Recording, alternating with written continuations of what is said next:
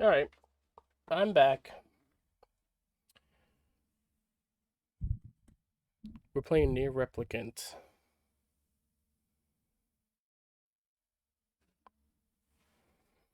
I think. Hold on.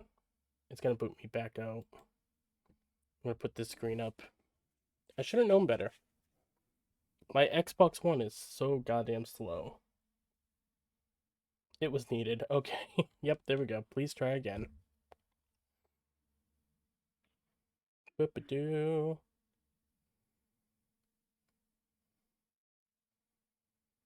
Alright.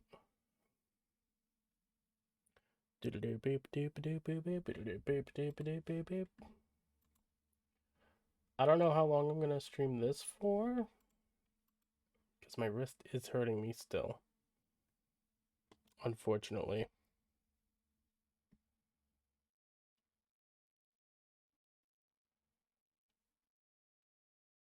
Oh, you know what? Hold on. I want to try this.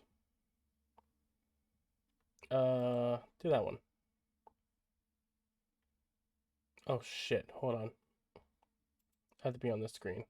Let me see.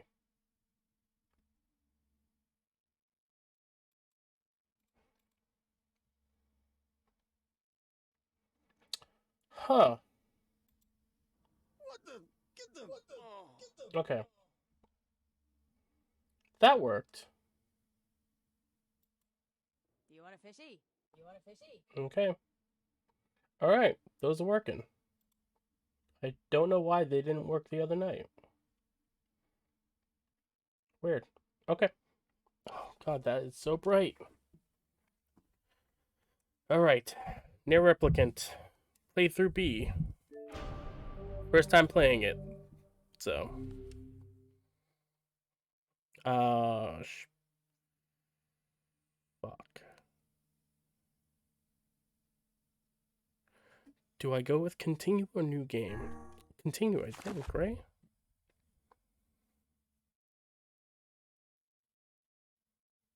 Oh, maybe not.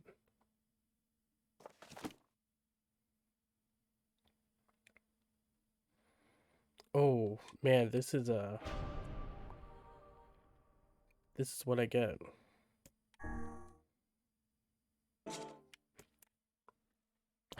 Fuck. I don't know. I don't know, man. Do I go with continue or new game? I'm thinking new game. Let's just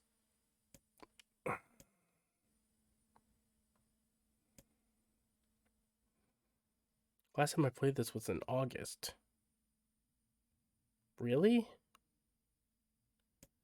That can't be right.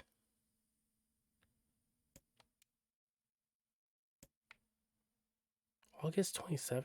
What?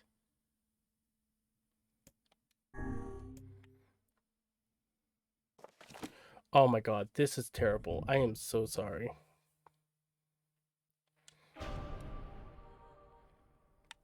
I'm gonna go with new game. We're going with easy or normal. What the hell was I playing on? Hold on, does it tell me? It does not. Hey, shh, no.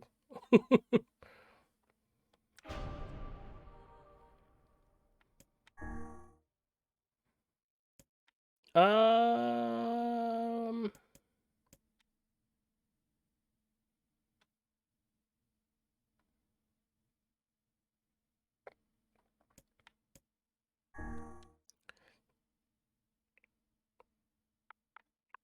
we're gonna go in there. No, wait, hold on. No, this cannot be it. What did I do? Oh, God. I don't remember if starting a new game. Hold on.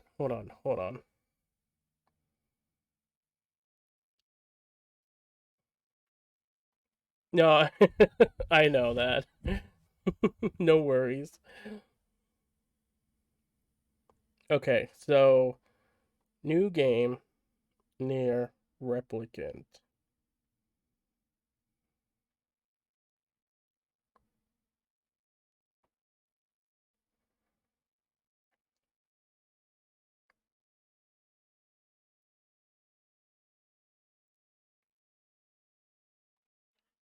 What?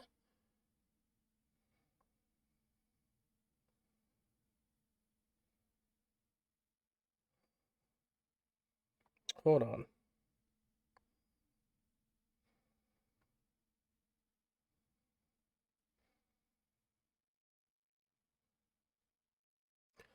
Whoa. Hold the fucking phone. This game has 5 different endings. Does that mean I have to play the game 5 times?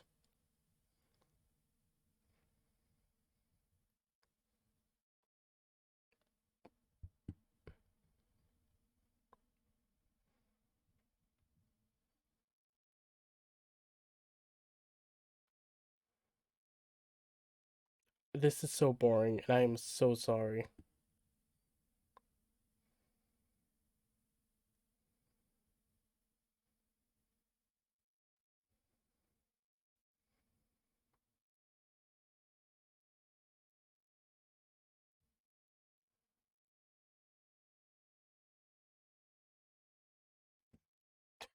Don't make me shush you again. I'm sorry. I'm sorry. Alright, we're gonna try. Oops. Liza, was that you? I don't know. I don't know. Load it. Operation complete. Let's see what this does.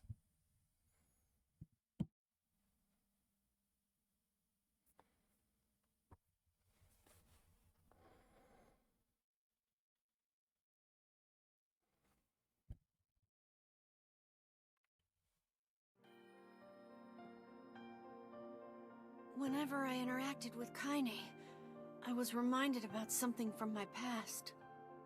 Maybe my mind has been confusing her with my sister this whole time. This is where it starts, huh? Anyway.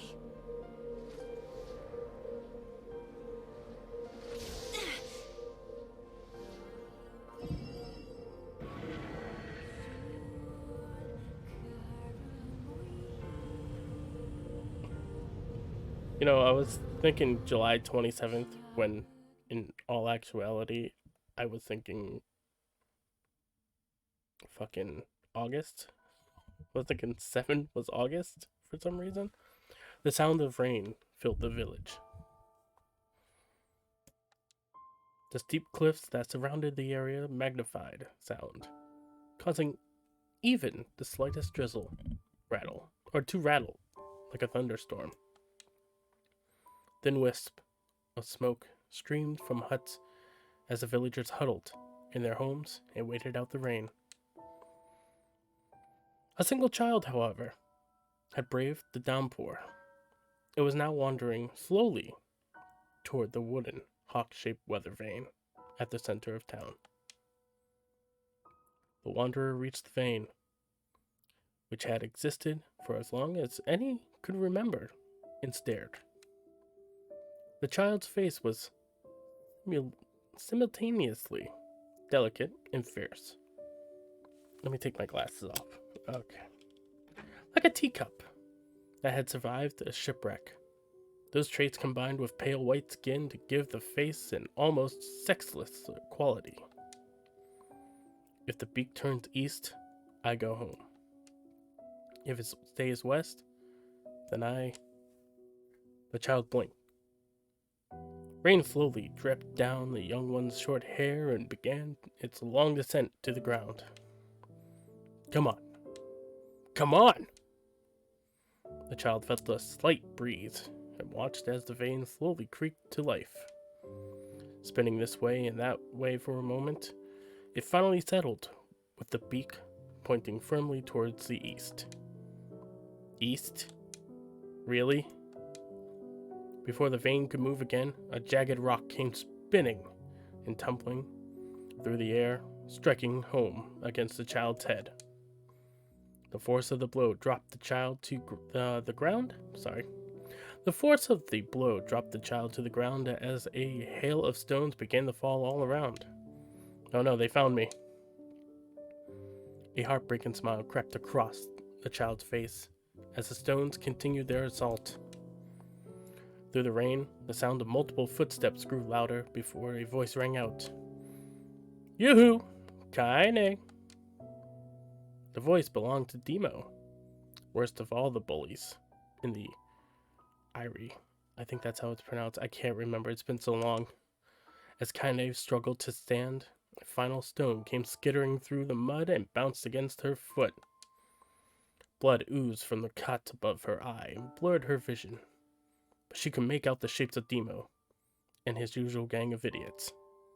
The boy seemed taken back for a moment by Kaine's seeming indifference to the blood dripping from her face, but quickly regained his bravado even. What's up, freak? You like the rain? You like getting all wet? Or did you finally decide to run away from home? Though she knew it was futile, Kaine turned to leave.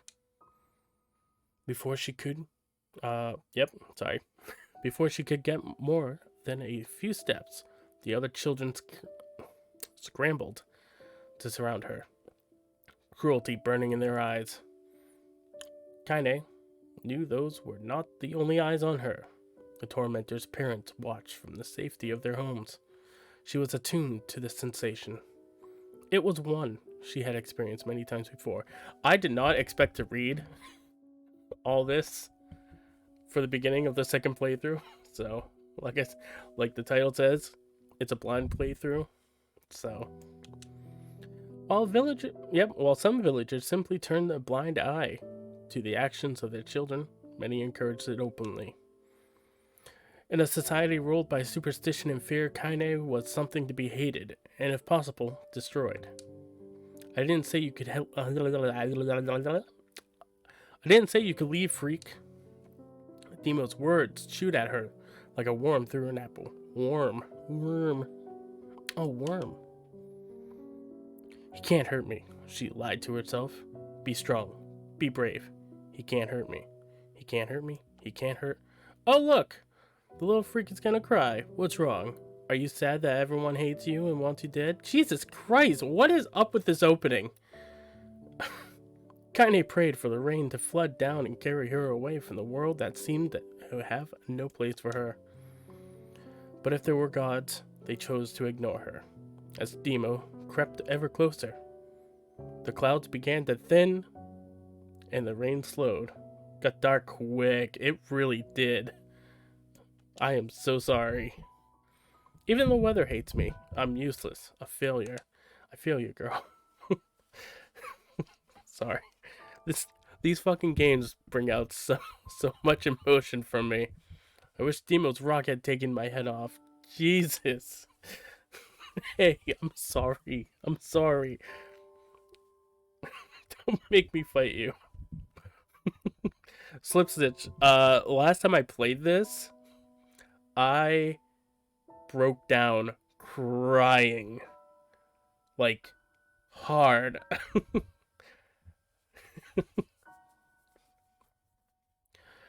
Kaine couldn't meet Demo's leering gaze. She lowered her eyes and stared at the muddy ground below. The bully moved forward until he was inches away. She could smell the scent of old meat on his breath. The boy grabbed Kaine's face with thick fingers and yanked upward. She tried to turn away, but he forced her gaze back and jammed his thumb against her eyelid to pry it open. Oh, God. Trauma bonding, let's go. Show me. No. Did you just say no? Demo grinned evilly. You don't say no to me. No one says no to me. Not even taking his attention from Kaine. He called to his cohort. Come on, guys. Let's give the freak what she deserves. As soon as Demo finished, kicks and blows began to rain down upon Kaine. Demo paused, still grinning, as Kaine curled into a ball and tried to make the pain stop. I don't get you, freak. What you acting like a girl for, huh? Everyone knows what you really are. I'm sorry, what? The fuck? Kaine ignored the question, choosing instead to stare at the weather vane. It continued to point east, as if supremely confident about the future it had chosen for her. Go home, Yeah, that's a funny joke for someone with dead parents and no home to go to. Jesus Christ. Freak, chanted the children. Freak, freak, freak. Kaine closed her eyes and listened to the rain, waiting for the pain to start again. As the clutching hands of the village children closed around her, she bent her mind to the sound of the rain, letting it become her world entire. The rain fell, but the pain never came. Only when the laughter of her tormentors turned to terrified cries did she dare open a single blood-caked eye. Kaine was shocked to see Demo sprawled on the ground, holding his head and screaming in pain. She could see blood welling from the spaces between his flat, twisted fingers. Oh my god, he's crying. He's actually crying. Deprived of their leader, the other children glanced back and forth between themselves as if waiting for someone to step forward and take charge. When no savior emerged, they began an uneasy shuffle away from Kaine. I forgot, that's right. But the young girl was the least of their concerns. Instead, the attention was wrapped on the ancient woman standing a few feet away. After struggling for... Hold on. I don't know if that was the music or the cat. Anyways, I think it was the music. After struggling for breath for a moment, she finally spoke with a voice thick with rage. Hurts like a bitch, don't it? Now I suggest you scatter before I throw another one. And if any of you little bastards ever touch my Kaine again, I'll do far worse than throw a rock. You can count on it. The old woman crouched down gently and touched the hand of Demo. Sorry. Sorry, I got a message and it threw me off. The old woman crouched down and gently touched the hand Demo was using to cover the wound. Before he could think to protest, she ground her palm into the wound and then twisted back and forth. Ah! Ah! Ow, he screamed, leaping to his feet. Stop it! What are you doing? Quit whining. Ain't no one ever died from a scratch. You hit me with a rock, you stupid bitch. A big one. That thing could have killed me. The old woman shrugged. Death is the best cure for stupid. Wow!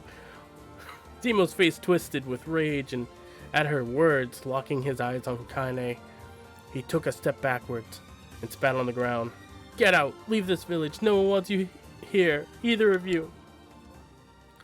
Seeing the old woman grab another stone, Demo and his companions turned tail and ran. As they fled, the old woman grabbed her side and barked out a single laugh. Ha! Look at the fat boy go. Guess he's healthy enough to run from a fight. Jesus Christ. The woman's smile faded as she turned her attention to Kaine. Kneeling down, she removed her shawl and placed it around the young girl's shoulders, then produced a cloth from the folds of her dress and began blotting at the blood of then produced a cloth from the folds of her dress and began blotting at the blood on her forehead. Oh, Kaine, she said, why didn't you fight back? You're stronger than that lot. The words of her grandmother stung Kaine, and she turned away. Don't be nice to me, she said. I don't deserve it. Nothing matters anymore. Her tears held in check for so long finally began to fall on the muddy ground below. Everyone hates me. They think I caused the bad things to happen. They think I'm a freak. I wish I was dead. As Kaine's tears turned to sobs, she felt her grandmother's hands on her shoulders. Despite her advantage age... Wow, advantage age, okay. Despite her advanced age and diminutive size, she was a woman of surprising strength, and Kaine found herself unable to turn away. Don't talk like that, girl. It's a river wide and deep that flows between the realms of this world and the next, and it grants no mercy to any that attempts the crossing. You got a duty to fight until your last breath. Understand? I like that. The old woman tightened her grip and tried to still the tremor in her voice. You know the pain of losing someone close to you, Kaine? Oh, that wasn't a question. I'm sorry. You know the pain of losing someone close to you, Kane. You know because you survived it. This is already fucking. Oh, okay. Swallow. As the words hit home, Kane was struck by the force of her love for the old woman. As a young child, she didn't even know of her grandmother. But when her parents died, the woman quickly accepted her as her own. Grandma, as Kane called her, was cunning, vulgar, and quick to violence. In their first few years together had not been easy. But with each year that passed, Kane and her grandmother had grown closer. However, it was only now, sitting in the mud with tears and blood caking her face, that Kane truly understood the depths of her affection. Here was a woman who had seen hard times, who had seen death, who had fought through all these things and somehow emerged on the other side. If anyone could understand Kane's pain and loneliness, it was her. Do I make you sick, Grandma? Of course not. Don't be an ass. Sorry. That's something my grandmother would say. Kane drew her grandmother's moth-eaten shawl around her body and shuddered. But my body, it's not normal. If I was normal, then Mom and Dad wouldn't... Hush, interrupted Grandma. I will not hear another word of this nonsense. You're my granddaughter, and I love you. And if folks have a problem with that, they can just go to hell. With that, the old woman reached out and placed a wreath of dried flowers in Kane's hair. The skill it took to bend the flowers without breaking the stems or losing a single petal was remarkable, and the beauty of it made Kane want to cry all over again. Oh my gosh, these are lunar tears! Grandma, you made this for me? Lunar tears were legendary flowers. Most people could live their entire lives without seeing one. And yet her grandmother had somehow collected a dozen or more. Kane reached up and touched the wreath, as if she couldn't believe it was real. Where did you find these? Just stumbled on them while I was out doing some shopping. The old woman turned away as she spoke, leading Kane to suspect that the search had been more difficult than she was letting on. The pains she took to construct the ornament, let alone track down the flowers used in its construction, made Kane's heart hurt. She reached up and gently adjusted the wreath, admiring the way that it felt between her fingers. Didn't quite turn out right, said her grandmother, as she squinted at it. These old hands have trouble with delicate work, but it sure looks good on a pretty girl like you. Kane blushed and turned away. You think I'm pretty? Of course you are. What a fool thing to say. Thank you, Grandma. Her grandmother smiled. We're gonna be fine, you and me, she said. As long as we got each other, we'll be just fine. Kane took her grandmother's hand in hers, and the two of them struggled to their feet. As they began the long walk home, Kane gripped her hand with all her might, as if trying to stop smoke from drifting on the wind. The rain had stopped. Kane stood beneath the weather vane, watching it spin in lazy circles, no longer caring about the direction it faced when stopped. I don't need to escape. I have a home now. Grandma loves me, and that's enough. Even if it's us against the world. Kane let her graze. Yep, Grandma let her gaze drift up past the vane in the cloudy sky. Or into the cloudy sky, excuse me. The last faint hints of a rainbow were slowly fading. And she turned and headed for home. Hi. Sorry, one of the cats just came in. Hi, Harley. As she turned and headed for home, the light scattered into a million particles and vanished, seemingly taken away on the breeze. Kane's dreams, daily life. More reading?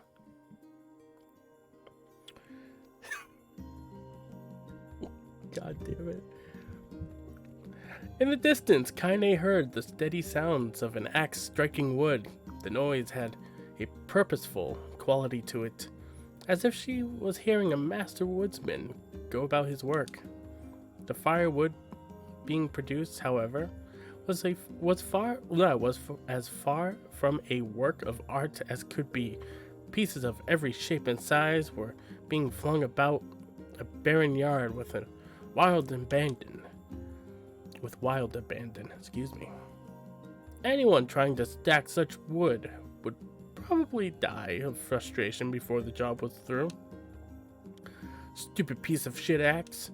Kaine's grandmother flailed away with the axe, filling the air with both splinters of wood and words that would make the most hardened sailor blush. Excuse me. Grandma, called Kaine. That you, Kaine, yelled the old woman, taking her eyes off the wood for a moment. Don't get too close, or I might take your goddamn foot off by mistake. She brought the axe down on a piece of wood, sending chips flying in every direction. One spun past Kaine, so close enough for her to hear the whistle, at which point she decided to step back. Once she scuttled to a safe distance, she cupped her hands around her mouth and shouted, "Grandma, do you need help? I can get you water or lunch or a new axe or something." The axe was poised to strike another wobbly blow, paused in midair. The old woman considered her grandmother's offer for a moment and smiled. Did I say grandmother? I totally meant to say granddaughter's offer. Tell you what, since I'm doing such a piss poor job at chopping, why don't you come here and take over so I can go get the water? Shades have been restless lately, and I don't want you running into one of them bastards. Relinquishing the axe, her grandmother picked up a long pole with wooden buckets on either end. Gathering water was by far the more difficult of the two jobs, but Kaine knew better than to complain. Once Grandma's mind was set, there was no changing it. Kaine did her best to help with the chores, but Grandma took every task that required travel to the village.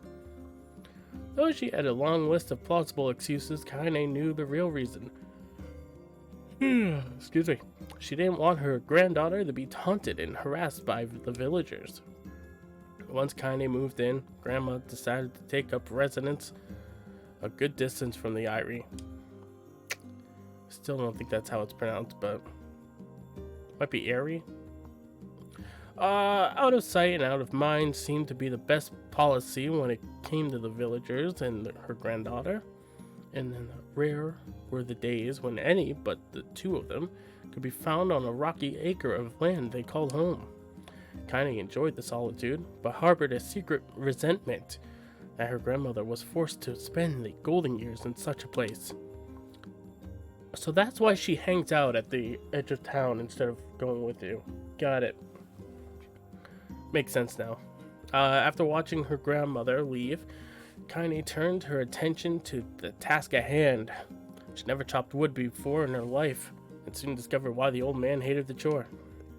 Swing after swing, the axe produced only a tiny crack in the wood, and she finally managed to connect with a solid stroke. The tool embedded itself in the log and refused to budge. Frustrated, Kaine swung the axe around her head and threw it, log and all, across the yard. Damn it! Damn it! Ah, crap. She suddenly understood the joy of her grandmother felt in a good curse. Happier now, she picked up the axe, forced it from the wood, and resumed chopping. She had a natural skill with the blade, but the task was challenging, and blisters soon began to form on her small pink hands. This is tough, and my logs are all weird sizes. Spitting on her palms and ignoring the pain, Kaine redoubled her efforts. Just as she developed a rhythm, Grandma returned from the village, setting her down. Excuse me. That was gross. I'm so sorry. Setting down her buckets with a small sigh, she took one look at the logs and coughed out a wheezy laugh. Pretty clumsy, girl. You better practice if you... Her grandmother suddenly collapsed to her knees, causing one of the buckets to wobble precariously. Oh no. Eyes wide, Tiny dropped the axe and ran to her grandmother's side. Grandma! The old woman shook her head and pointed a trembling finger at the bucket. Get the bucket. Can't let it spill. Hey, Bestette. Everyone's coming in, huh? Tiny steadied the bucket with a foot as she knelt by her grandmother. A small bit of water sloshed over the side and made a new home in the hem of her dress, but Tiny didn't notice. Grandma? Grandma, what's happening? Crazed with panic, she grabbed her grandmother by the shoulders and shook. After a moment, the woman lifted her arms and batted Tiny away. Stop that! Just stop! She cried, breathing heavily. It ain't like I'm dying. I'm just tired from the trip, that's all. Tiny desperately wanted to believe her, but one look at the old woman's shaking hands and worn face told her more than words ever could. Her grandmother had lived long enough. Her grandmother had lived a long, hard life, and it seemed the bill was finally coming due. The time when her grandmother watched over Kaine was ending. Sooner than either of them had feared, the positions would be reversed. The next morning, Kaine came to the side of her grandmother's bed and took the wrinkled hand. Grandma, you're sick. You sick fuck. And you need medicine. I'm going to the village.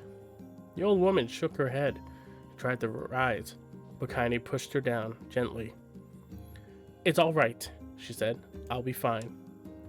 Her grandmother fixed her with a gaze that could melt steel. After what seemed an eternity, she finally lowered her eyes and sighed. Well, I don't like it, goddammit, but I guess I should quit being so stubborn and let you grow up. The woman watched as Kaine strapped on her boots and made her way down to the road to the village. Hours later, as an unseen sun made its way across a dark, rainy sky, she was still watching. Kaine moved at a brisk pace, checking her pockets every few minutes to make sure that the money her grandmother gave her was still there.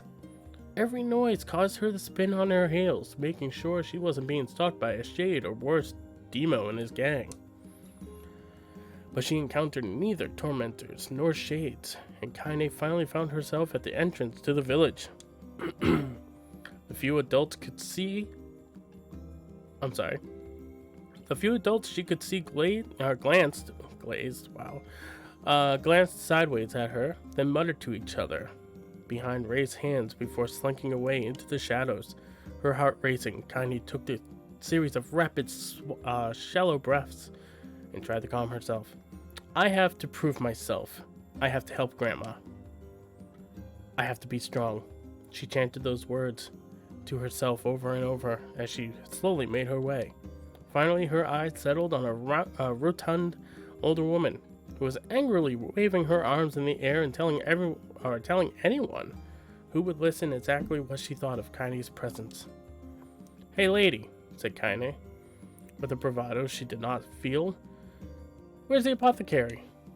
The woman's flabby cheeks shook in bewildered anger. How dare this thing speak to me? They seemed to say, but Kaine saw that her eyes held a different emotion. Fear. Yeah, we're both scared, lady. Trust me on this one. Which way? Kaine repeated.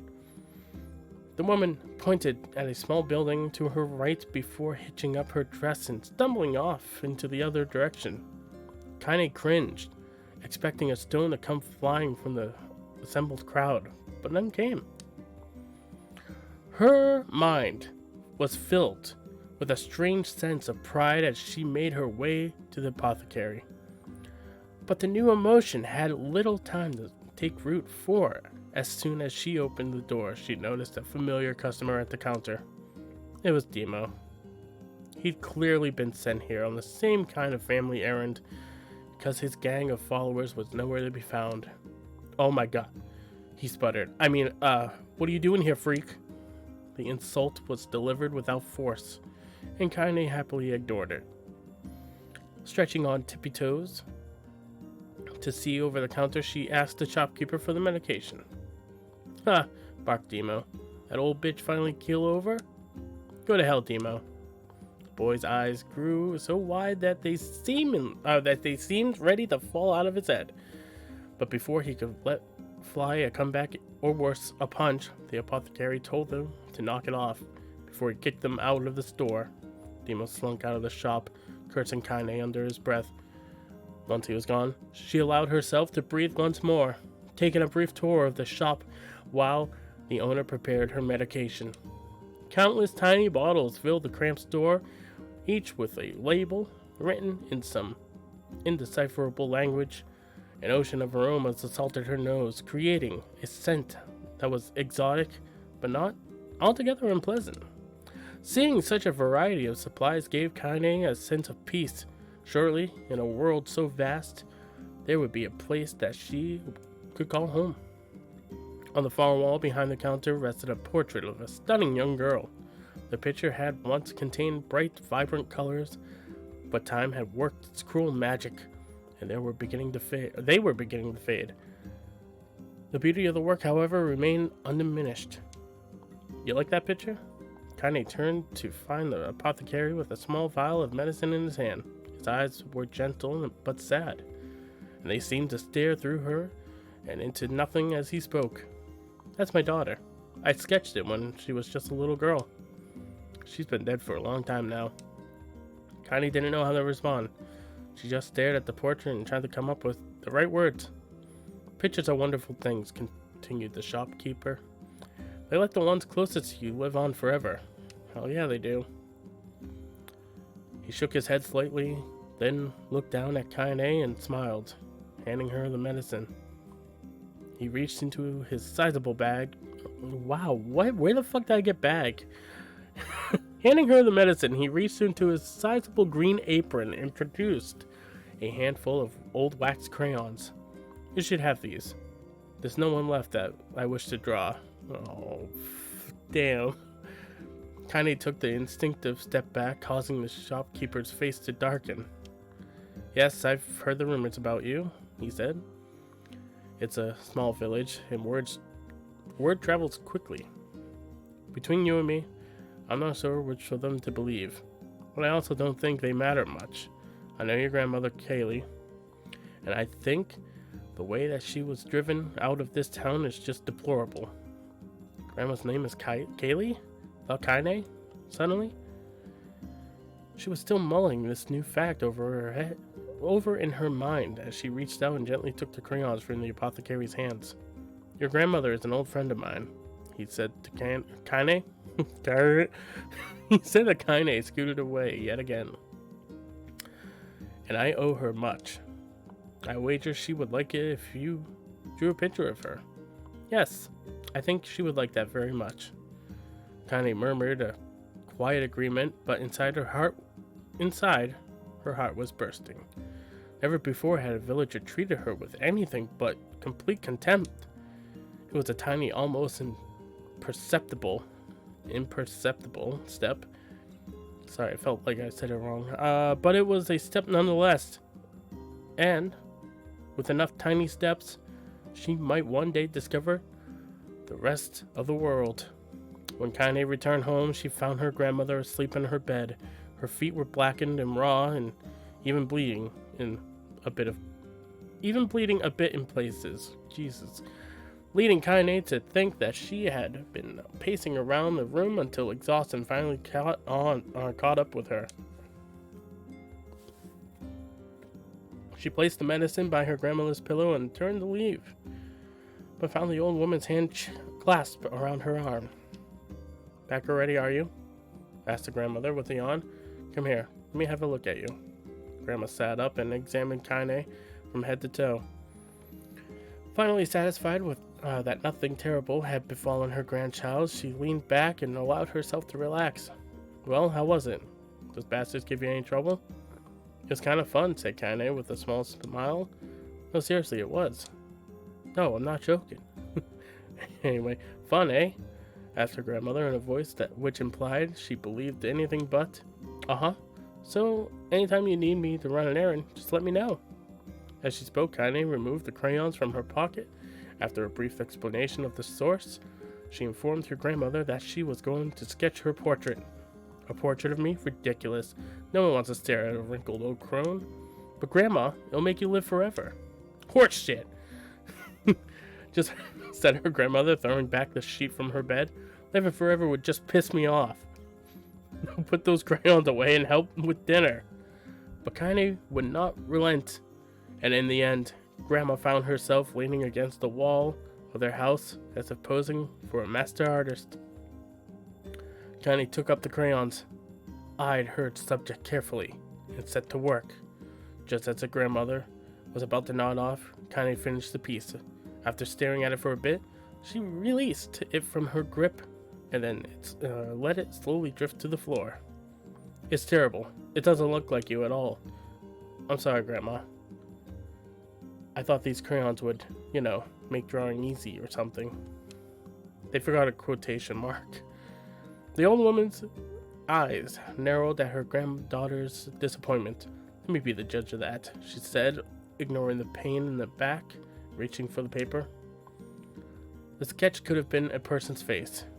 It also could have been a boulder, a lump of clay, or an incredibly misshapen loaf of bread, all rendered in a chaotic array of colors. The old woman stared at the picture for a long time, then slowly wheezed out a laugh. Oh, Kaine, she said between laughter, you truly are my blood. You're as clumsy as me, and I love it. But, hush, I won't hear any more, Bull, about how ugly you think it is.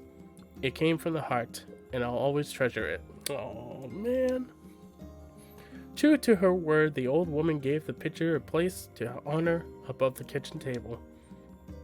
In the days that followed, Kaine would often catch her staring at the portrait with a strange smile on her face, an action she interpreted as silent, mocking laughter.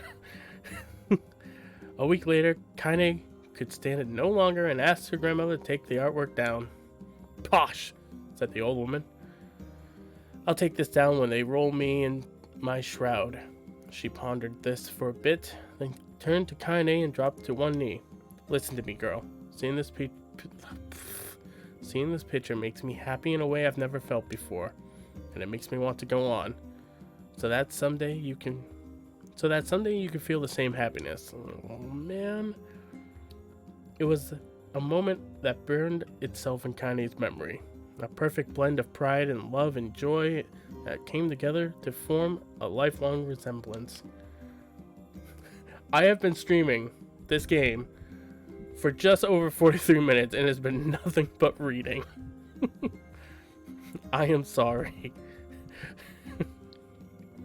She swore to never forget this moment, to never forget the old woman who had made her place in the world possible. Time moves on. People and memories move in and out of a life like ghosts passing through a hall. But this moment will be different. Kaine swore, because I will remember it forever. Forever. I'm loving it, to be honest, so shush. Okay. More reading.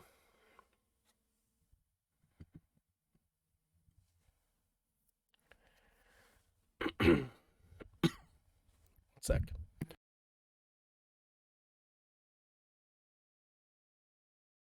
Okay.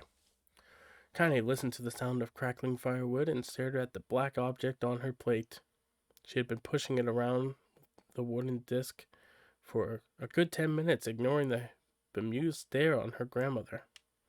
Finally, she summoned the courage and gave the object a brief sniff. A sharp, bitter scent flew up her nostrils and made its home there, causing her face to twist with disgust. Grandma, I can't believe you want me to eat a bug.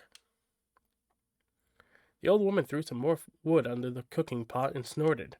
It's no bug, you fool girl. It's a berry. Why the hell would I be feeding you bugs? Yeah, well, it sure looks like a bug, said Kaine. And I think it's burnt or something because it smells terrible. With that, Kaine held her nose and threw the berry in her mouth, chewing as little as possible. Oh yeah, that's terrible, all right. Why, you little brat, laughed the old woman. Look at the sass on you. You've been spending too much time with me, that's a fact. 5 years had passed since the moment when Kanye's grandmother saved her from the bullies. Oh, wow. Alright, that's awesome that it's been, like, that long. As is often the way with two stubborn people, their relationship had grown in fits and starts, but moved forward all the same. Meals that used to be somber affairs were now filled with laughter and hurled abuse in equal measure. One sec. Sorry about that. Where was I? Kane could not remember a time when she had been happier. As the years went by, Kane started to shoulder more and more of the daily responsibilities. Her grandmother's legs grew weaker by the day, and she could no longer do many of the chores she used to take for granted. And so this morning, found Kane lacing up her work boots. Don't know where the accent came from. With a breakfast of burned berry rolling through her belly. Where are you going today? Asked Grandma suddenly. Connie looked up surprised. The old woman rarely asked for specifics anymore. Well, I was gonna check out the kelma trees and see if they were ripe. I thought we could make some jam or something. Oh, and I'm going to pick up some flagstones, so I need to take the wheelbarrow. Flagstones? What in the hell for? Connie stared at her grandmother, then held up an arm and swept it around their home. Constructed mostly of cloth, rope, and rubble, the old place sagged like a boxer in the final round. Grandma, a dying cat could chew through this house. I'm going to build a stone wall so we have some protection. The old woman laughed, exposing her toothless grin to the world. Goddamn girl. I almost said grandma girl. But anyways, goddamn girl. If a bunch of thieves wanted to ransack this old place, let them come. We got nothing worth stealing anyway. I'm not worried about the thieves. I'm worried about the shades. People saw one west of the village yesterday. The old woman tilted her head and stared at her granddaughter. Well, shoot. I don't know why you have to do it today. We can worry about that some other. Grandma, no. If I don't go to the camel trees, we won't eat tonight. You know that. A confused expression passed across the old woman's face. And for now, a moment, she was a small child lost in a carnival. Yes, she said after a bit. Yes, of course, you're right. I'm sorry, Kane. Lately, it seems my mind is... She didn't finish the thought, instead walking over to her nightstand and gently taking the wreath of lunar tears from the drawer.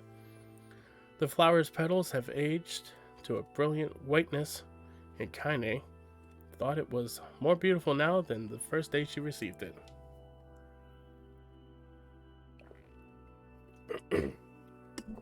Okay. So that means less chatter about shades and building defensive walls. And more talk about how beautiful you've become. Annoyed, Kane reached up to remove the garland, but then a look on her grandmother's face stopped her hand. You're a beautiful thing, said the old woman, and there ain't nothing like you in all the world. I'm very proud of you. Okay, Grandma, that's enough goddamn compliments for the day. Such a mouth on you. Where did that come from? Gee, I wonder. I learned it from watching you. I'll teach you to sass me, girl, yelled Grandma. Suddenly she lurched forward and grabbed Kane by the ears, pulling her around the room with a crazed grin on her face. Grandma, yelled Kane in a quaking voice. Grandma, stop it. What the hell? The old woman stared at her and blinked, then slowly held her wrinkled hands out as if it was the first time she had ever seen them. I don't know what happened there. I'm sorry, girl. Sometimes my mind just... Connie thought the look on her grandmother's face was the most heartbreaking thing she had ever seen. Listen, she began. Maybe I should stay home after all. No, I won't have you stay here to keep an eye on an old codger like me. I really thought that said cougar. You go get the fruit and your wall and whatnot. I'll be fine. And when you come back, I'll have a nice grasshopper dinner waiting for you. Oh man, grasshopper ice cream? I haven't had that in so long. Used to be my favorite ice cream. But like, nobody sells it anymore. Anyway, Connie rolled her eyes, then kissed her grandmother on the forehead and made ready to depart, trying desperately to ignore the worry that was gnawing at the walls of her heart. Kaine could feel the old woman's eyes watching her as she moved down the path. Don't turn around, she told herself. But in the end, temptation was too great. She spun on her heel for one final look and saw a small bent woman standing in the front of the ramshackle hut with a sad expression on her face. Excuse me. Oh, dude, if this dips into, like, dementia, I'm gonna have to dip. You do whatever you need to. I completely understand.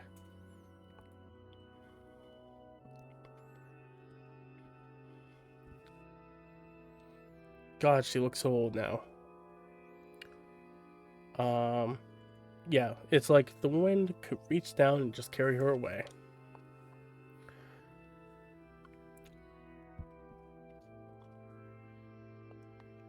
Connie worried about her grandmother all day, causing her work to suffer. What little fruit she could collect was tossed carelessly into the wheelbarrow. And she only found a couple of stones before losing interest in the project. Finally, as ducks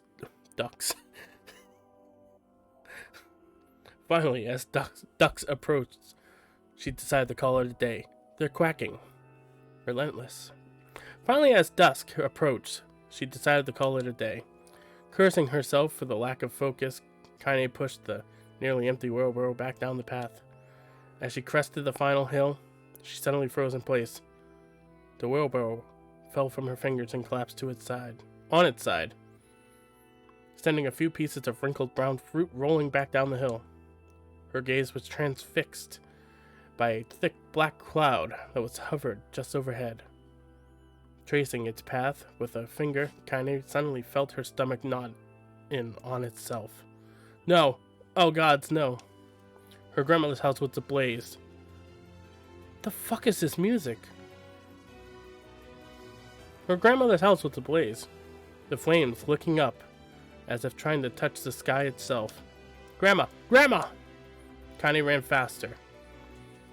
Connie ran then, faster than she had ever moved in her life. Once she tripped on a stone and went sprawling into the rocky ground, but she leapt to her feet and continued running, unmindful of the blood that spilled from her wounded hands and knees. As she got closer and closer, Kaine's mind began to race in time with her footfalls. It's too dark. It's too dark. It's not just fire. Can't be fire. Too much smoke. Gotta save her. Gotta save her. She burst into the front yard and came to a sudden halt. Her worst suspicions confirmed. The smoke from the fire was mingling with the thick, inky blackness of an enormous shade. The massive creature supported itself on 3 twisted feet and achieved balance through means of a large armored tail. Scales, horns, and claws sprouted from its body in a random chaotic pattern, giving it the appearance of a lizard designed by some insane god. Seeing Kaine, it let out a roar and flicked its tail, sending small whirlwinds spinning around the yard. For a moment, the creature retreated into a shimmering inky blackness, as if her mind was unable to comprehend that such a thing could actually exist. But then the smell hit her, a blend of rotted meat and excrement, and the horror became real once more. The creature bellowed again, and this time Kaine responded with a scream of her own. "Alright, you bastard," she thought, as her scream echoed off the high cliffs around them. "It's you or me, let's go!" The shade eyed Kaine with bemused interest. Then it began looking from her to the house. And back again, as if urging her to look at the destruction it had gleefully wrought. With dread building in her heart, Kaine glanced towards the house. Through the smoke and flames, she carried on. Excuse me. She spotted a small figure struggling to escape the ruins. Grandma! At the sound of her voice, the old woman began raving frantically. She's alive, thought Kane. Alive!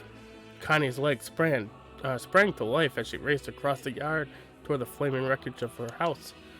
1 sec.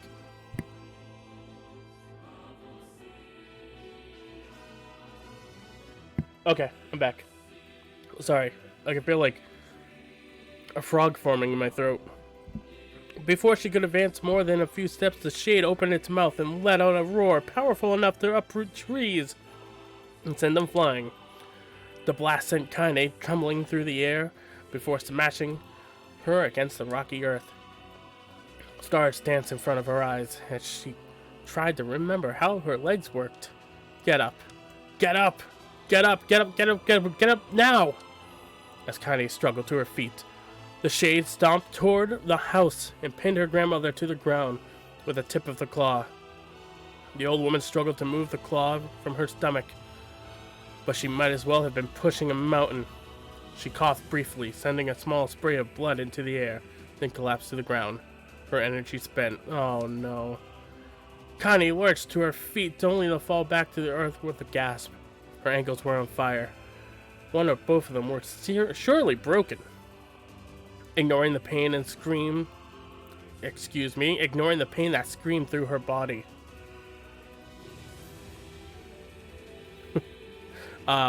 She began dragging herself across the ground, leaving a drunken trail of dust and blood in her wake. Grandma, hold on, just a little longer. Her grandmother's face was turning blue with her eyes rolling back until the whites were exposed. Kane pulled herself across the ground with maddening slowness, the distance seeming to increase with every second that passed. 1 sec.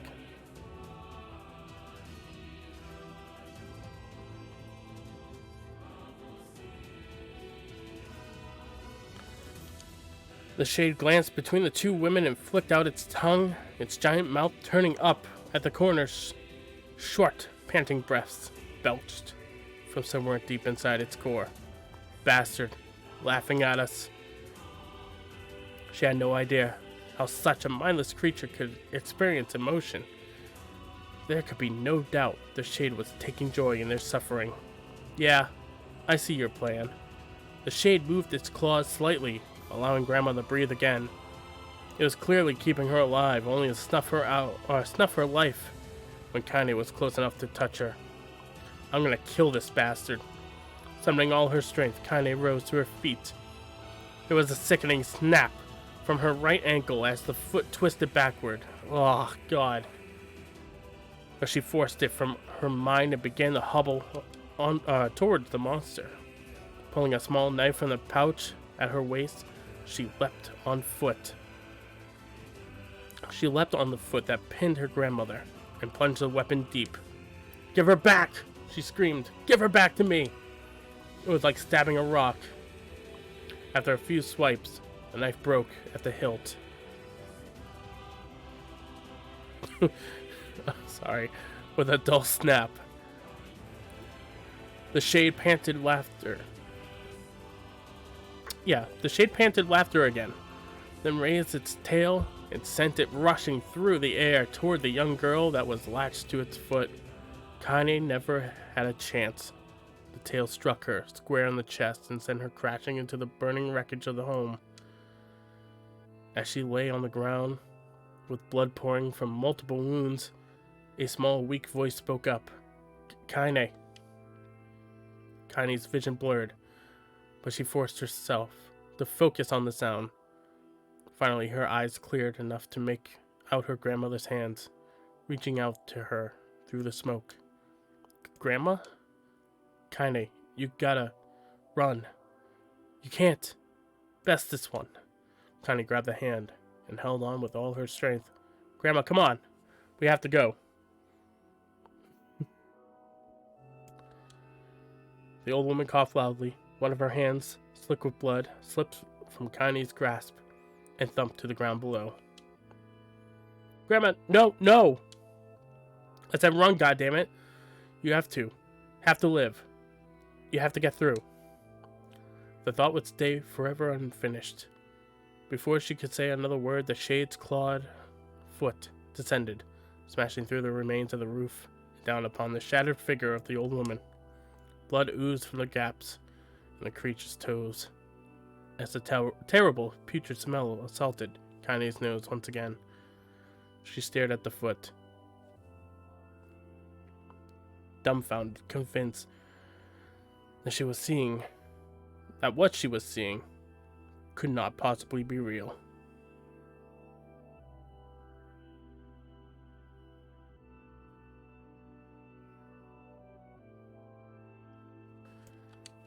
When the creature finally lifted its appendage, all that remained underneath was a twisted, unrecognizable mass of rubble and red. Her grandmother was gone. Kaine blinked, trying to feel the hands which had been in hers just a moment before. For a fleeting instant, she could remember the warmth of that embrace, the trembling of the fingers, but the sensation drifted away on the breeze and was gone. Memories flashed through Kaine's mind, one after another, faster and faster, until they became a meaningless jangle of noise. Kaine screamed then, a thunderous sound that echoed off the cliffs and seemed to roll away forever. The shade eased forward, black ichor pouring from its mouth and dissolving the smoke on the ground below. The earth shook with every step as it crept toward its prey. Kaine's body slowly rose as if controlled by a mad puppet master. Her arms and legs were bent at impossible angles. Oh, excuse me. Her head lolled, lol, dangerously to the side. Yet somehow she managed to stand, staring at the shade. Her eyes began to glow with a deep red fire. The creature, so confident just moments before, took a slow, hesitant step backward, trying to discern if this broken human could possibly pose a threat. Kaine seized the moment, laughing like a mad woman. She leapt into the air and plunged the shattered hilt of her knife deep into the leg of the shade. The shade shook Kaine off like a fly, sending her crashing to the earth once again. Her chest rose and fell slowly, as if a great weight were resting on it. Moist sounds of pain echoed through her mind. Something warm and thick oozed from her ears. Is that blood? I think it is. I think I'm bleeding to death. No, can't die. Grandma told me to live. Deep inside Kaine's mind, something finally broke. The sound, the pain, the smoke and flames. Game spitting bars. All of it faded away until all of that remained was a single incantation repeated over and over again. Kill it, kill it, kill it, kill it, kill it, kill it, kill it, kill it, kill it, kill it. And repeat. Kill it now! As a spark that was Kaine. Yeah, as the spark that was Kaine's. As the spark that was Kaine slowly began to flicker and die, she felt her desire to kill and her desire to live blend into one. The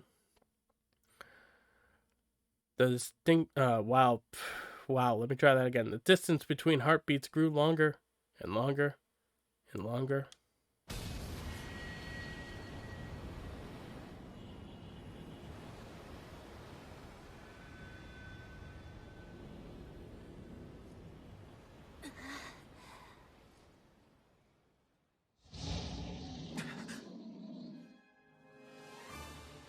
The beast approaches. Oh, I know. And we're back into the game, baby. I just gotta remember how to play. Oh wait, are we playing as Kaine now? That's actually fucking awesome if we are.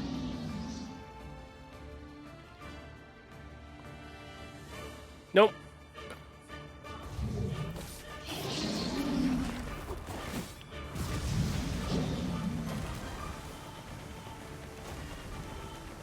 What anger this creature must have. How did it even survive these past 5 years? I'm not gonna let this happen again. It dies today. My sword is lighter. It's not the blade, but the skill of the user. Strike it down.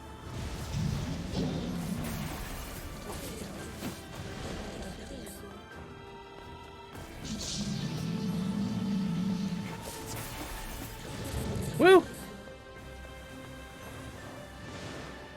I was gonna say.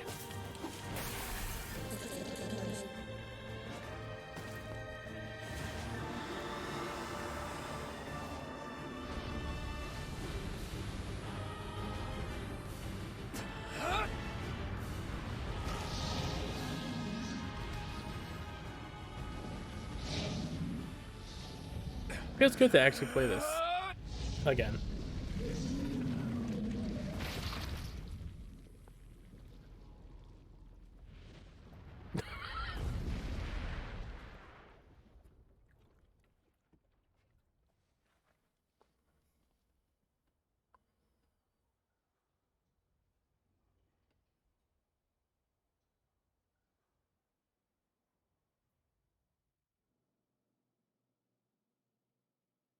Oh, are we fucking reading again?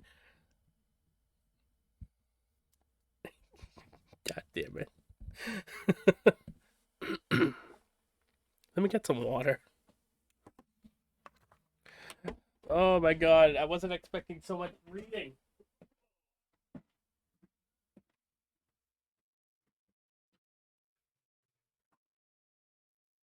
Oh, hold on.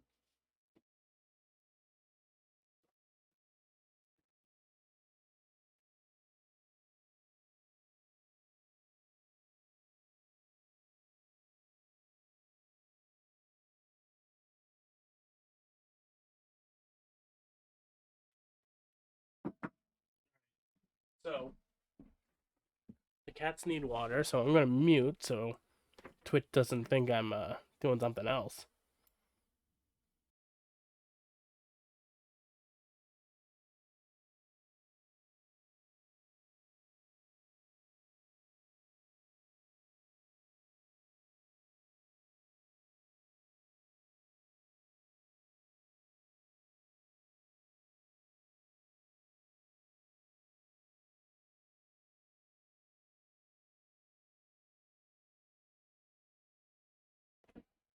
Okay, I'm back. Actually, let me drink some water first. Get hydrated.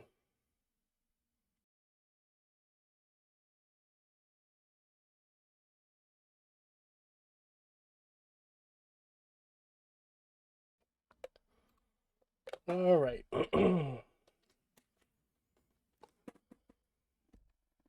um.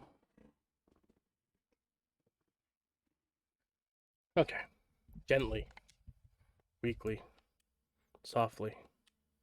The shade, sure that its tormentor was dead, turned and stomped off toward the horizon, stopping along the way to bellow one final roar.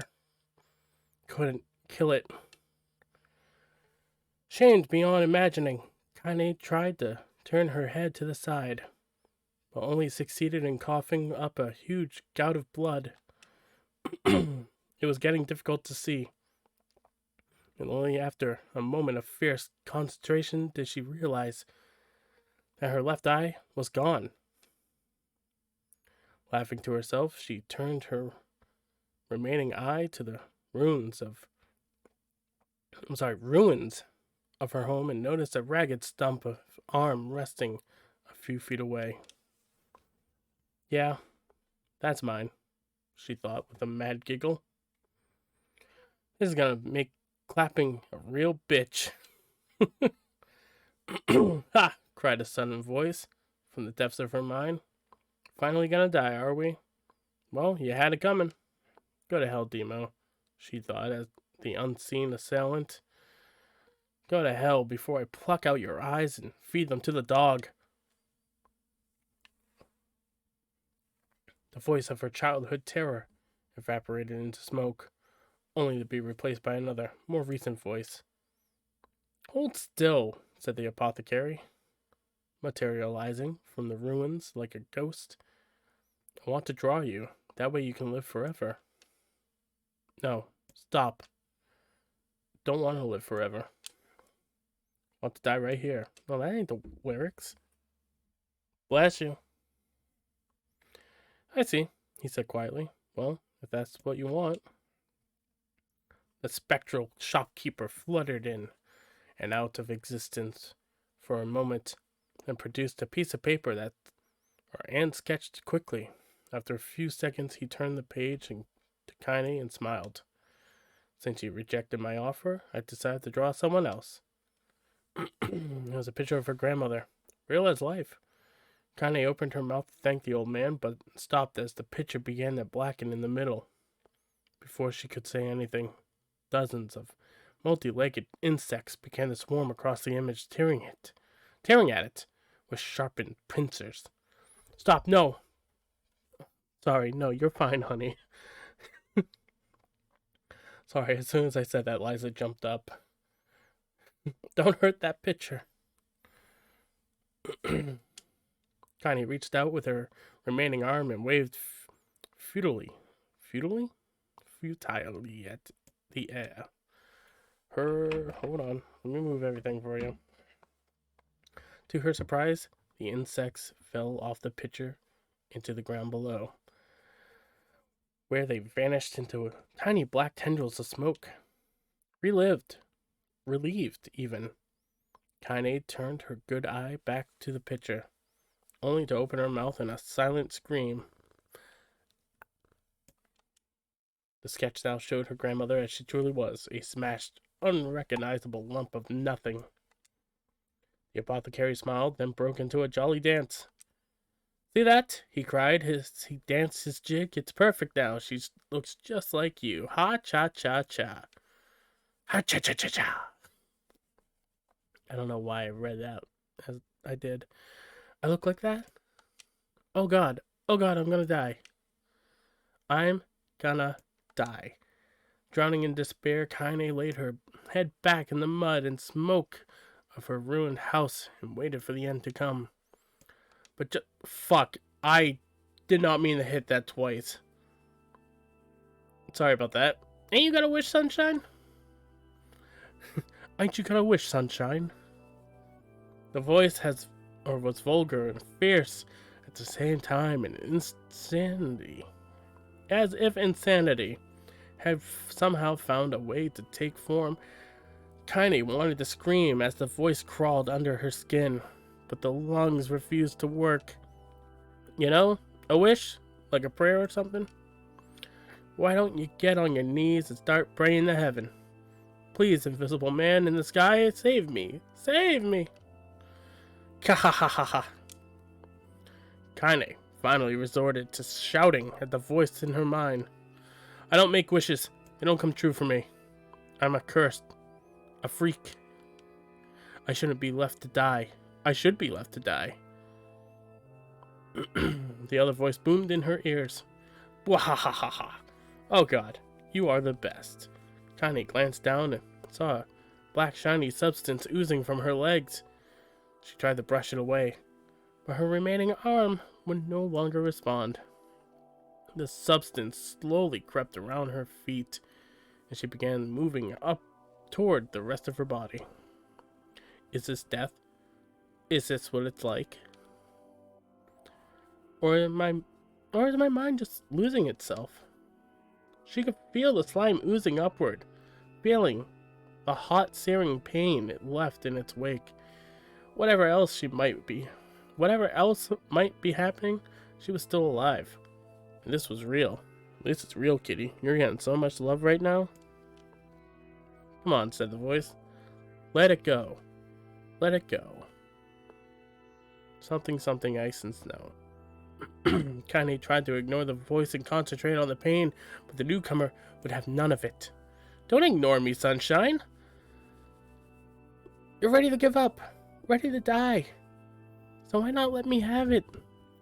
Have what? Your body, come on, give it to me. Give it to me. I want to stand on the ground, feel the rain, taste the wind. The voice paused, as if licking its lips. When it resumed, it was filled with mad, unabated joy. I want to take your hands and use them to choke the goddamn life out of people.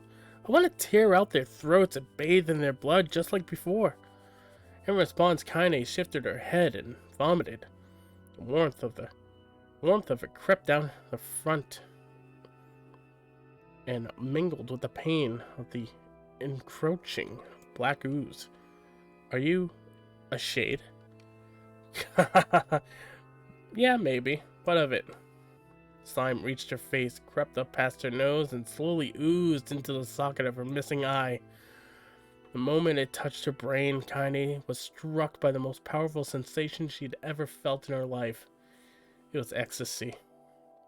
She wanted to scream with delight, but all she could manage was a small, whispered moan. Feels too good, don't it? Asked the voice with a chuckle. Yeah, what can I say? I know how to please the ladies. Now give me that body, come on. Give me the body. I'll give you more of this feeling. It's a fair trade. A black lump began to protrude from Kaine's side. As she watched, it grew longer and thicker, eventually taking the form of her missing arm. I can see better, she thought. My eye must be growing back too. Slime reached up to envelop the rest of her face, but she managed to brush it away. So stop, she whispered, marveling at how she had regained her voice. Stop. The black ooze hesitated, as if considering this request, and slowly shimmered down her body before disappearing into a cloud of smoke. Ah, what the hell, sunshine? Screamed the voice. We had a deal. I thought you wanted to die. Ugh, excuse me, that came out of nowhere. I'm so sorry. Grandma said, can't die yet. Brief image of her grandmother, bloodied and broken, flashed before her eyes. She saw the shade that had killed her and heard its mocking laughter, then closed her eyes and forced the image from her mind. Her whole body was quaking with rage. When she opened her eyes again, they burned bright red. That thing took my grandmother. I have to kill it before I die. Kaine glanced down and saw a mysterious pattern. The pattern of the shades burned itself into her left arm. Well, I'll be damned, said the voice cheerfully. Look at that, sunshine. I think you and me are gonna be good friends now. Kaine stared intently at her arm. The more emotional she felt, the more the letters seemed to ready to puncture her skin and begin I don't know why that just came out the way it did, and begin infecting the rest of her body. The arm clearly had a will of its own now. Stop. Gotta stop.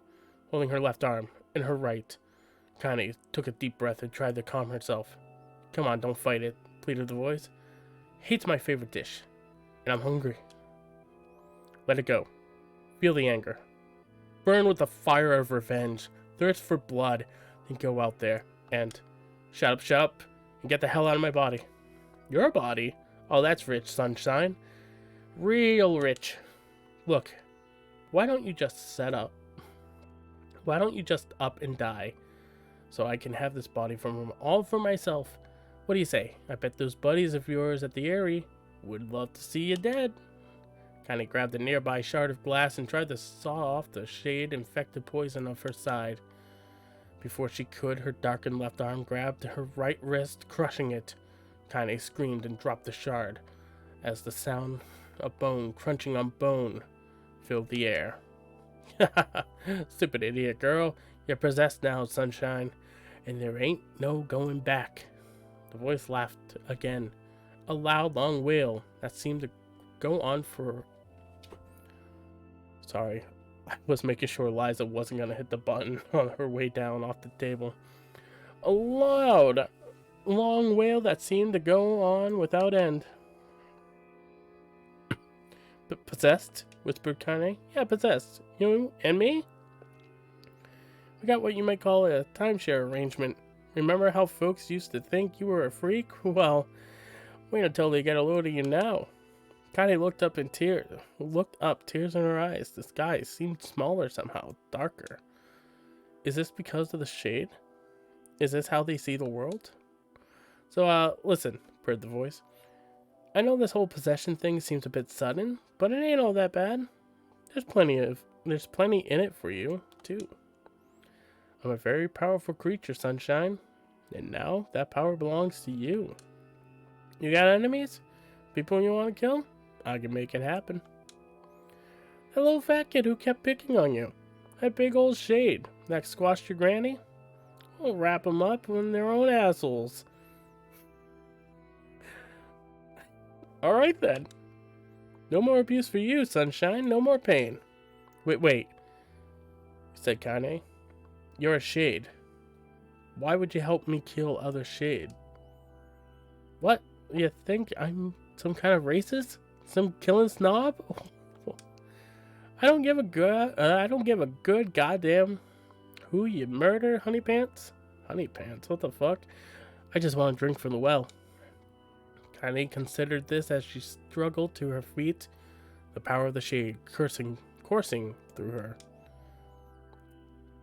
I have been reading way too much. The smoke from her house was drifting away with the wind. She enjoyed the way the cool evening breeze felt on her new left arm. After a long pause, the voice spoke up again. So, how about it? You and me? We could have a good time. We could have some good times together. Look, I'll even take care of the bloody part if you don't want. Fuck off, asshole, muttered Kane. I'll handle the killing. Screamed the voice. Look at you go. Oh, Sunshine, we're gonna have so much fun. My sinuses are fucking blocking up all of a sudden. So listen, my name's Tyron.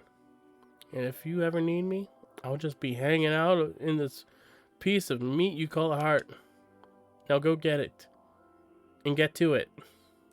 The more you kill, the more your heart turns rotten and sour, and I like rotten and sour. Kane found herself nodding at the voice. Yeah, she said. Yeah, I think this can work. I'm gonna find that shade. I'm gonna strangle it with its own guts. And when I'm done, I'm gonna do the same to you, Tyron. Count on it. Ha! Laughed Tyron. I've shit bigger than you, so good luck with that. Oh, and hey, one more thing. Right now, you and me, sharing this body. But if you ever run out of hate, if you ever, go soft, then I'm gonna take over for everything. So keep on killing, Sunshine. Watch your back. The voice grew fainter and gradually faded away, fading to somewhere deep inside Kane herself. Kane waited until she was sure the voice was gone, and then waved her new left arm around a few times. It feels perfectly normal, she thought. It feels like mine. Desperately, she began poking and prodding at the new limb, determined to find something wrong with it. She didn't want it to feel normal. That would mean the creature inside her had already won. I'm not a shade. I'm Kane. Repeating this mantra in her head, she slowly began digging through the rubble of her house, and being careful to ignore the certain red stained spot in the corner. Excuse me, one sec. Whew, okay. Finally, after what seemed like an eternity of heartbreaking work, she found what she was looking for. It was the wreath of lunar tears. Though it had been through hell and back, the garland's petals were as bright as ever. Kane started to place it in her hair and slowly lowered the wreath and stared at it. I'm sorry, Grandma. I'm so sorry. I don't deserve to wear this anymore. I'm possessed, corrupted, a freak. And this time, I don't think there's any going back. Holding the flowers to her heart, Kane fell to the ground and sobbed. As night gradually lightened to dawn, and the people of the area arose to their daily lives, she remained in that position, as if tears could somehow wash away the horror that now infected her world. Alive. Stay alive. Stay alive. Grandma. Kaine, you gotta live. You gotta come back to us.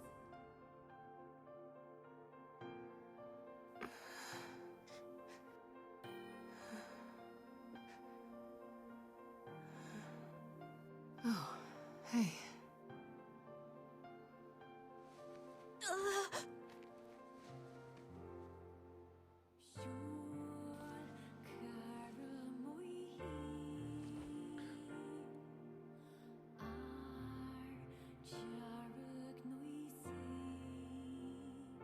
Emil, you were the one calling me, weren't you?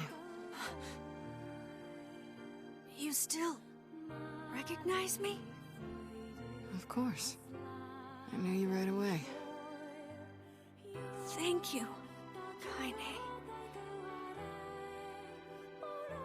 Welcome back, Kaine. Wow, you grew up. So, how long has it been? 5 years.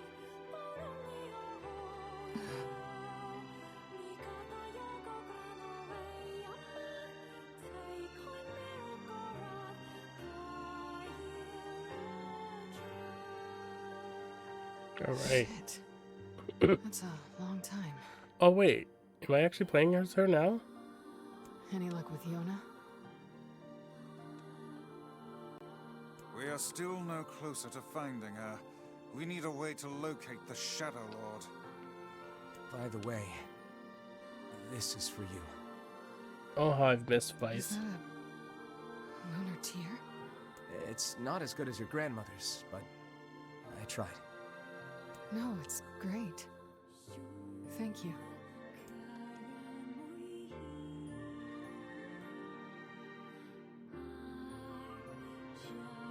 Kaine waking from her long petrified sleep. Emil's unflagging kindness. Our reunion was a happy one, and we let it wash over us like rain. That is, until Devila and Popola had to go and ruin it all. No! Are you kidding me? You can't be serious! Please try to understand. People are tired and scared, and I'm sorry. I'm sorry you have to bear the brunt of that. This is crap, and you know it! I'm trying to remember what happened. It's okay. We can sleep outside. No one's sleeping outside. You and Kaine saved this village, and now they want to run you out? People are afraid of us. And really, I understand. As long as you're still with us, I can deal with it. Right, Kaine? I'm used to sleeping outside. But We'll see you later. Sorry about this. That's right. What is the matter? Kaine always sleeps outside. I never thought about that until just now. Never even occurred to me. Damn it. We should turn in.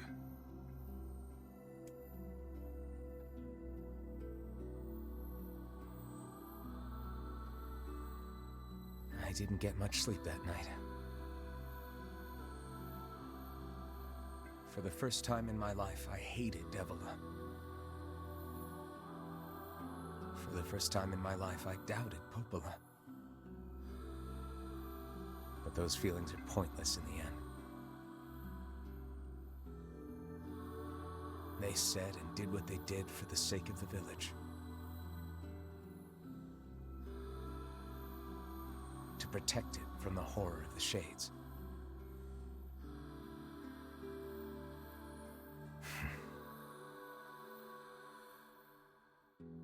Really, how can I blame Devila and Popola? In the end, I'm just as bad. Because I never once stopped to think about Kaine and Emil's situation myself.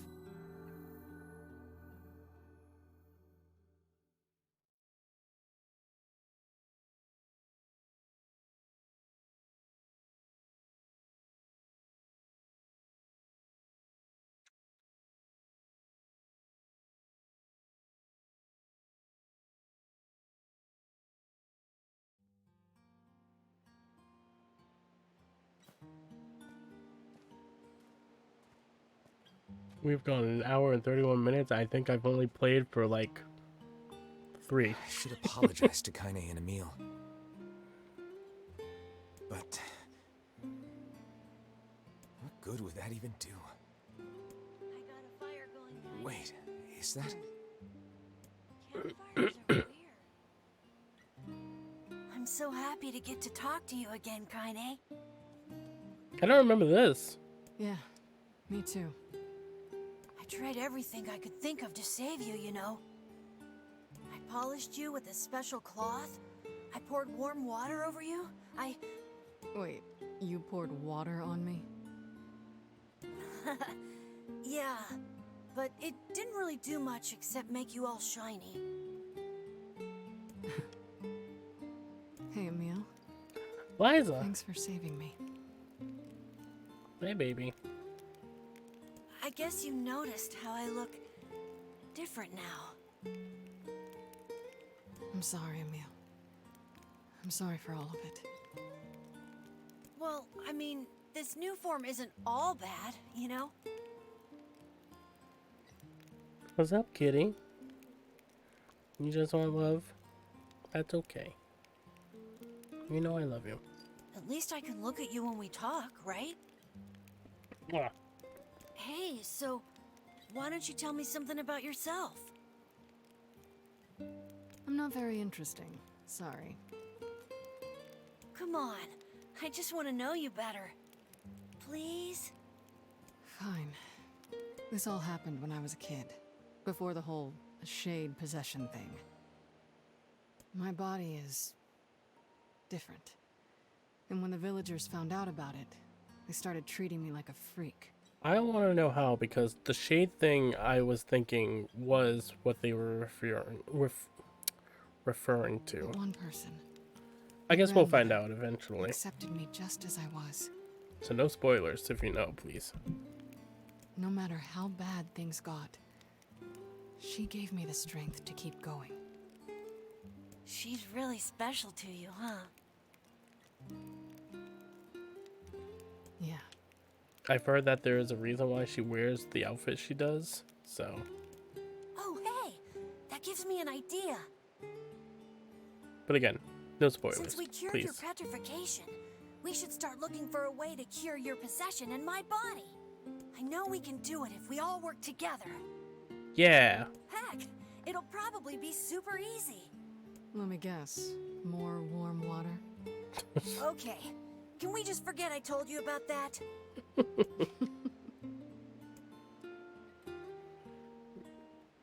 Adorable.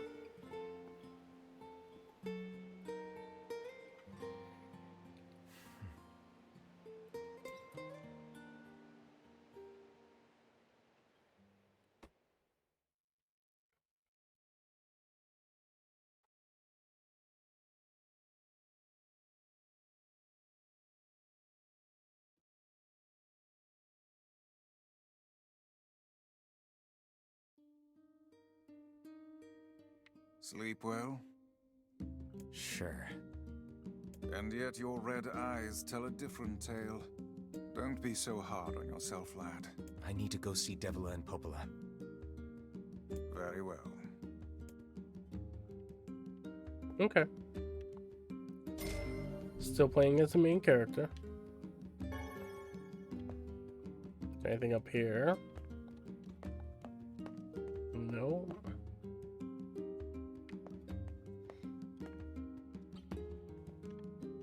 Examine? What Thank might- you. It's Mom's diary. I have not heard you speak much about your mother. She got the Black Scrawl and died when I was little. My apologies for bringing it up. It's all right. I can barely remember her face anymore. This is the only thing I have left of her. Reading it helps remind me of when we were still... I see. Fuck, I'm sorry. But the final entries get a little... strange. In what way? Well, here, take a look. Oh my god.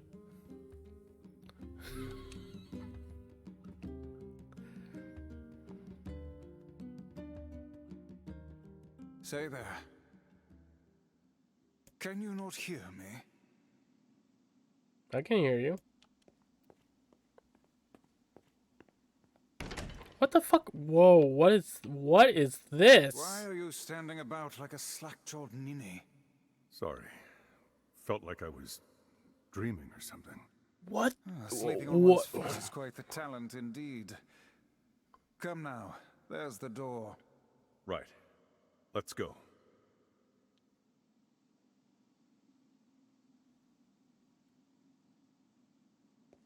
What? Till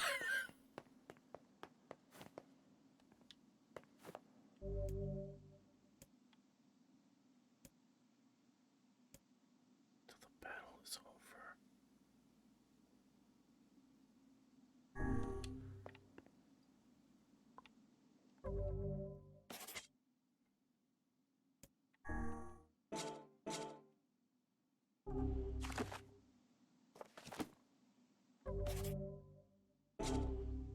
I am so confused. I kind of want to save this for next time. Ah, fuck it. Let's do it.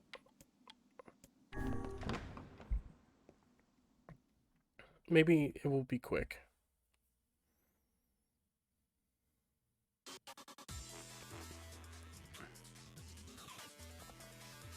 This is the world of the recycled vessel, created to avoid all construction or destruction. What?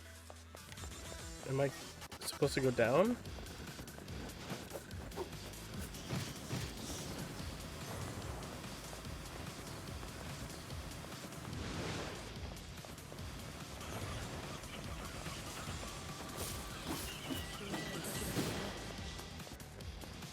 What the fuck? I'm so confused. So, this is our mother's journal.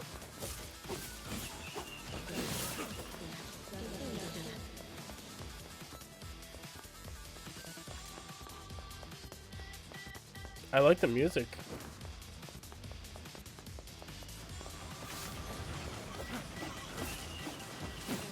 I hope I'm not missing anything.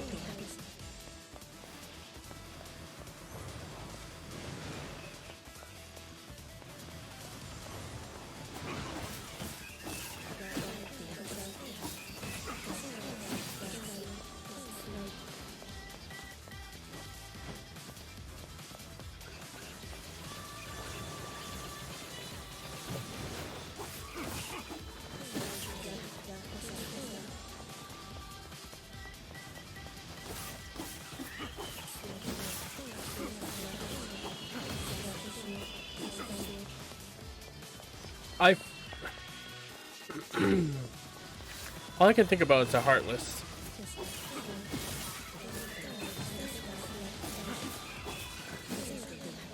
And I don't know why I didn't make that connection last time I played.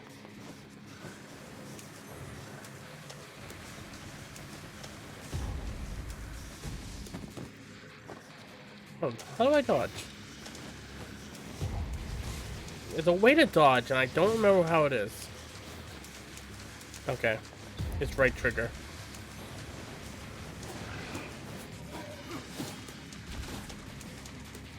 Is that it? Is that it? The 3 medicinal herbs. Hell yeah.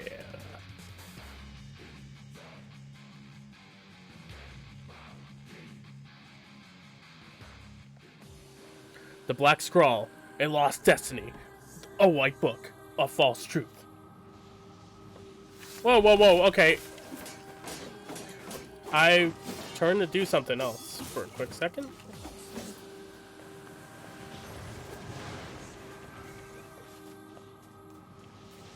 Wow, the effect is really cool.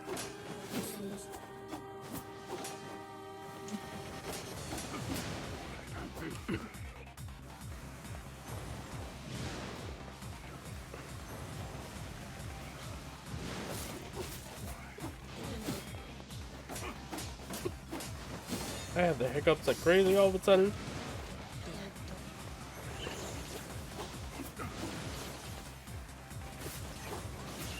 I'm outside the manor.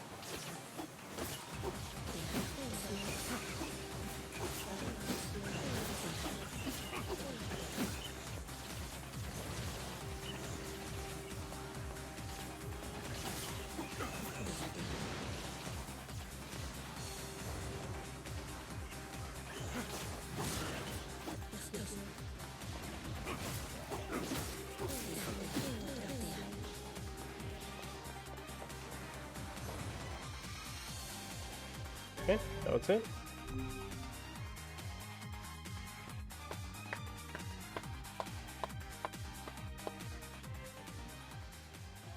Soldiers assault, calling forth white death. They are legion. Okay.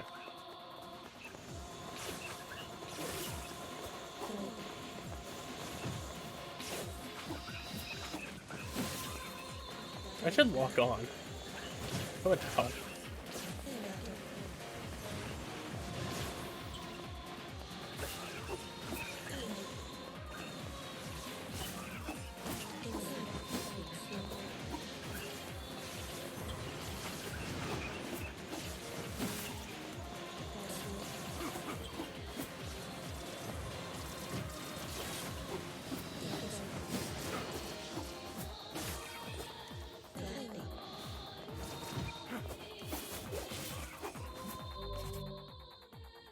Whoops. There we go.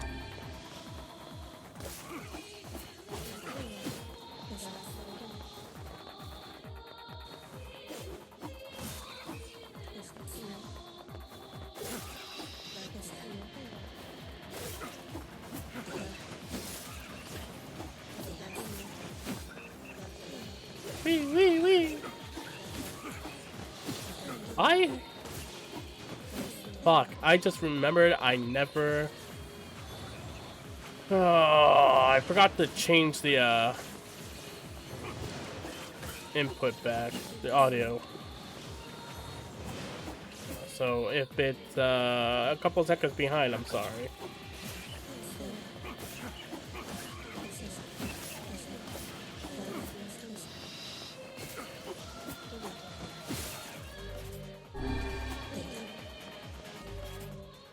I think I hope. Okay.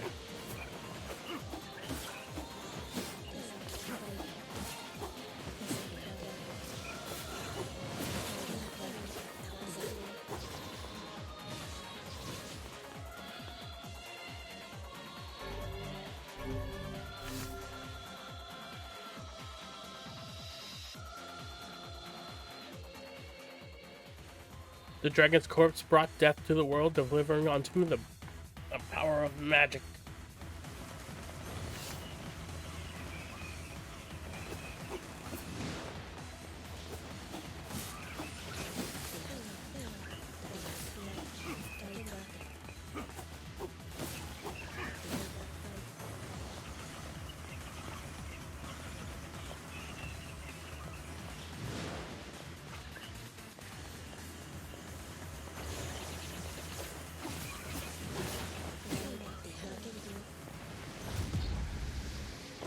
Oh boy. Shit.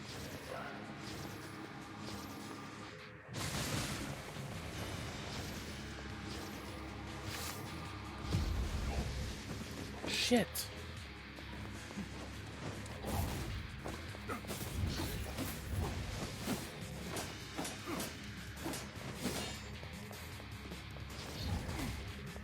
Come on.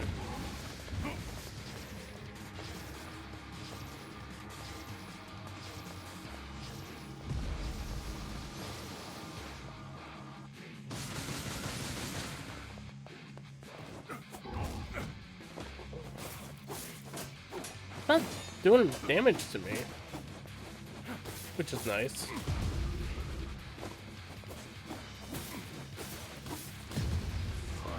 All right.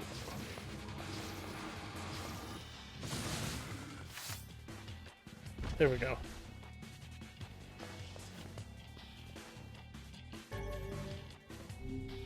What now? This is going longer than I thought it was going to. The black sickness stains the future, the journey into the soulless vessel.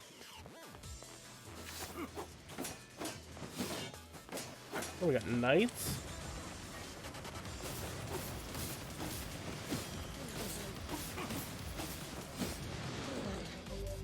Hold on.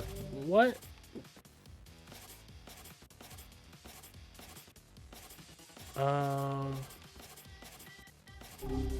Nothing. Okay.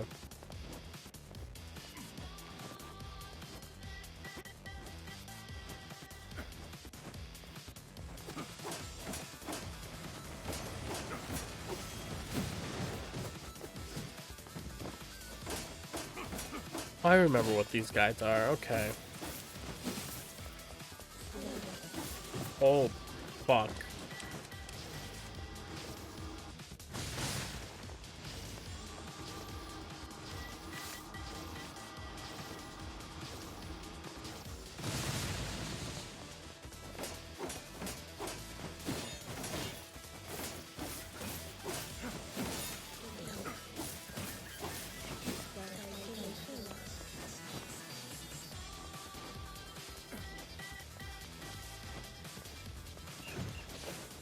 Loving the music. Excuse me?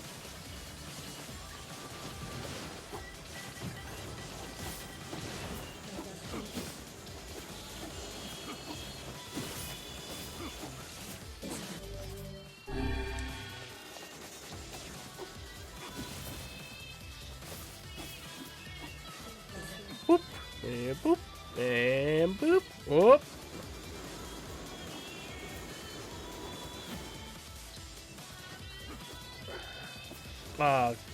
What is happening?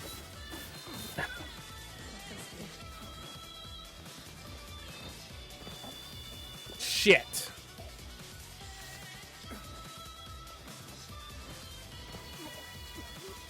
What the what? What? Alright, is there like a thing I'm forgetting to do? Okay.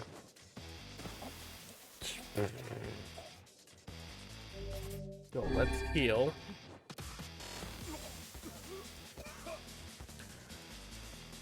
Oh boy.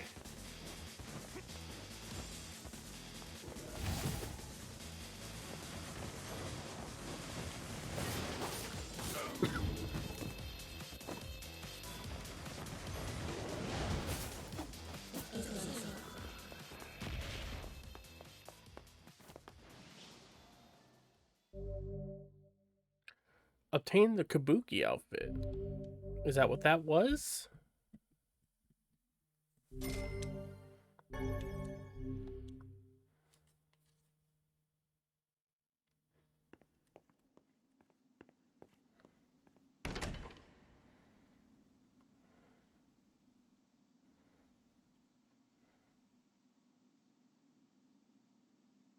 Stanley always took the left door.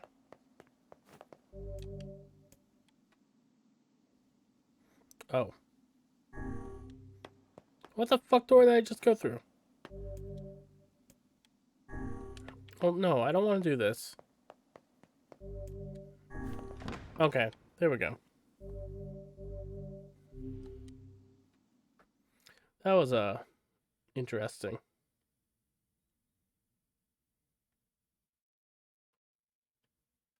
Is it raining? I guess so. Well then. My word.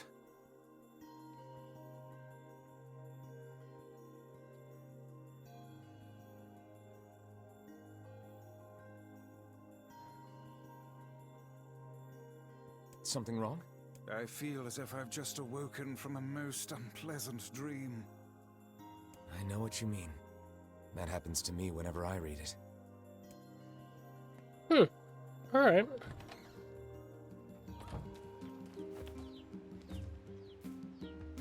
All the chickens and the chicks.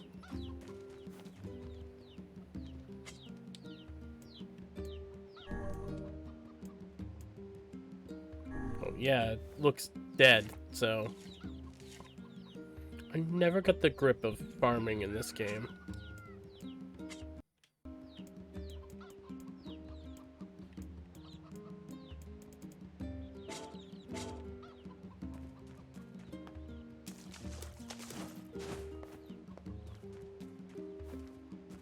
Okay, I am done for the night, unfortunately. My wrist is hurting.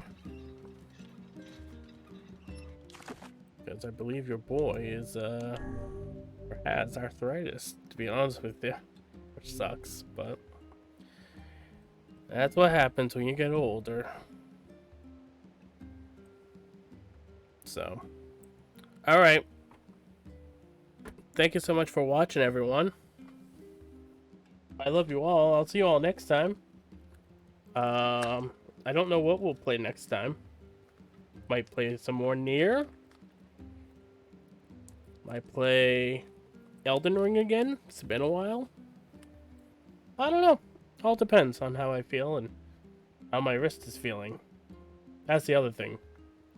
I haven't been streaming much lately because of my wrist, unfortunately.